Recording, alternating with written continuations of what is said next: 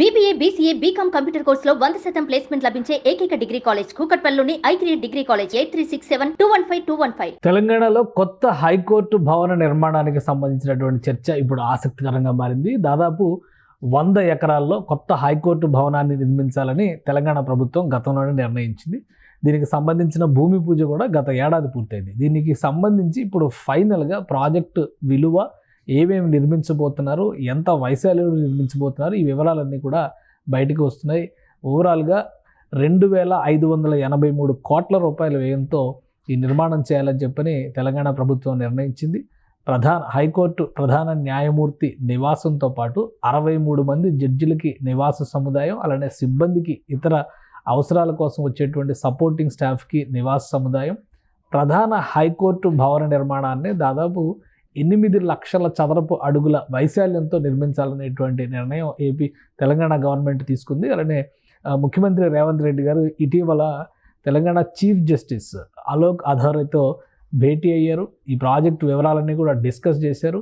ఇది final approval అయిన తర్వాత ప్రభుత్వం దీనికి నిధులు విడుదల చేయడానికి సన్నద్ధమవుతుంది. ఒకసారి చూస్తే కనుక టోటల్ గ్రౌండ్ ప్లాన్ అంతా కూడా ఒకసారి చూస్తే ఇది 10 బ్లాకులుగా నిర్మాణం చేయబోతున్నట్టుగా తెలంగాణ గవర్నమెంట్ ప్రకటిస్తుంది. ఈ 10 బ్లాకుల్లో కూడా ఎంట్రన్స్ ఉస్మానియా యూనివర్సిటీ స్ట్రక్చర్ తరహాలో ఎంట్రన్స్ గేట్ ఉండబోతుంది. అలానే బ్లాకుల్లోకి ఎంటర్ అయ్యేటువంటి మార్గాలు, ప్రధానమైనటువంటి మార్గాల వద్ద దేవుడి సెంటిమెంట్ని దృష్టిలో పెట్టుకొని ఆలయాల నిర్మాణంతో పాటు మొత్తం బ్లాకులకి సంబంధించినటువంటి ఫ్లోర్ ప్లాన్ అంతా కూడా రెడీ చేసింది ప్రభుత్వం. సో ఈ 10 బ్లాకుల్లో నివాస సముదాయాలతో పాటు కొన్ని, మరీ ముఖ్యంగా ప్రధాన కోర్టు భవనాన్నే 6 అంతస్తులతో నిర్మించబోతున్నారు. ఇదే ఒక ఐకానిక్ బిల్డింగ్గా మారబోతుంది.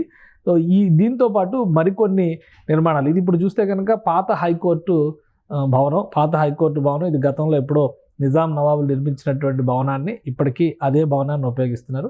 కానీ మారిన పరిస్థితుల రీత్యా, ఇప్పుడు ఉన్నటువంటి అవసరాల రీత్యా ఇది ఓల్డ్ సిటీలో నిర్మించడం అనేది కొంచెం క్లిష్టతరమైనటువంటి అంశం. ఉన్న భవనాన్ని హెరిటేజ్ నిర్మాణంగా అలా వదిలేసి మరొక ప్రాంతంలో ఈ భవన నిర్మాణం చేయాలని గతంలో నిర్ణయం చేశారు.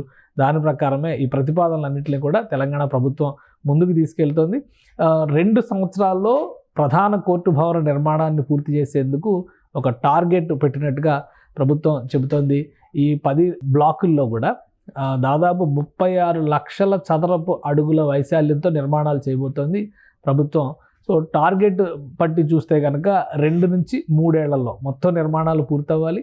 అలానే అడ్వకేట్ జనరల్కి కూడా 6 అంతస్తుల భవనంతో కూడినటువంటి వ్యవస్థలను అక్కడ ఏర్పాటు చేయబోతుంది. అడ్వకేట్ జనరల్ పొజిషన్లో ఉండేటువంటి వాళ్ళకి, అడ్వకేట్లకి ఇతర అవసరాల కోసం సపోర్టింగ్గా పనిచేసేటువంటి వాళ్ళ అవసరాలు దృష్టిలో పెట్టుకుని భవిష్యత్తులో మరొక 25 నుంచి 30 ఏళ్ల వరకు ఎలాంటి అవసరాలు ఉంటాయో అంచనా వేస్తూ సువిశాలమైనటువంటి ప్రాంగణాన్ని తీర్చిదిద్దాలని తెలంగాణ ప్రభుత్వం నిర్ణయించింది.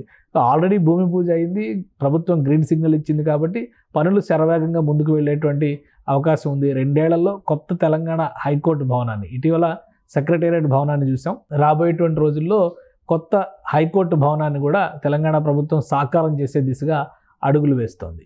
సుమన్ టీవీలో మీ పర్సనల్ అండ్ బిజినెస్ ప్రమోషన్స్ కోసం కింది నెంబర్కి కాంటాక్ట్ చేయండి.